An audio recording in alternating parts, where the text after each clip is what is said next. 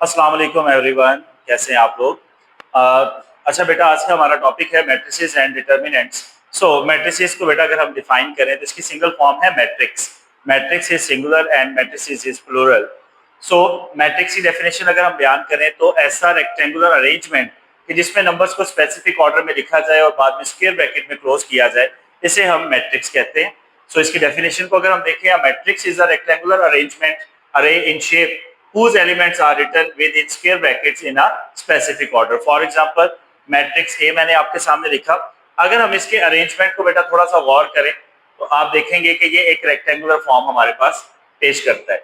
Same as it is अगर हम B matrix को देखें तो इससे भी एक रेक्टेंगुलर शेप हमारे पास फॉर्म होती है और इन्हें लिखने का मेथड यही है कि नंबर्स के दरमियान में थोड़ा सा गैप दिया जाता है।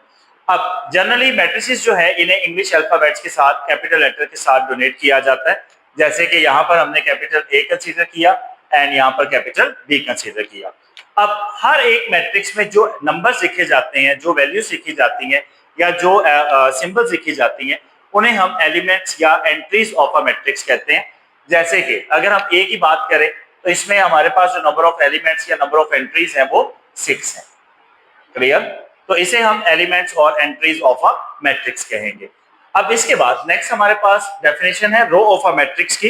एंट्री और entries written in horizontal line are called row of a matrix. ऐसी एंट्रीज जो कि हॉरिजॉन्टल लाइन के साथ साथ लिखी जाए। अगर मैं ए मैट्रिक्स में बात करूं तो ये एंट्रीज जो है हॉरिजॉन्टल लाइन के साथ है, ये भी एंट्रीज हॉरिजॉन्टल लाइन के साथ है।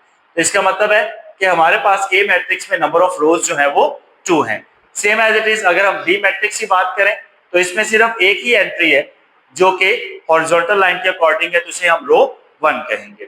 और ऐसी एंट्रीज जो कि वर्टिकल लाइन के साथ लिखी गई होंगी उन्हें हम कॉलम ऑफ अ मैट्रिक्स कहेंगे। और अगर इन एंट्रीज में हम देखें तो यहाँ पर ये कॉलम 1 है, ये कॉलम 2 है और ये हमारे पास कॉलम 3 है। So this is column 1, column 2 and column 3।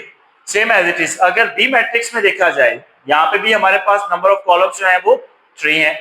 तो ऐसी एंट्रीज जो कि वर्टिकल लाइन के अकॉर्डिंग लिखी गई होंगी इन्हें हम कॉलम ऑफ अ मैट्रिक्स कहेंगे। अब इन दोनों को row of a matrix and column of matrix के नंबर को अगर हम लिख दें तो इससे बनता है ऑर्डर ऑफ अ मैट्रिक्स।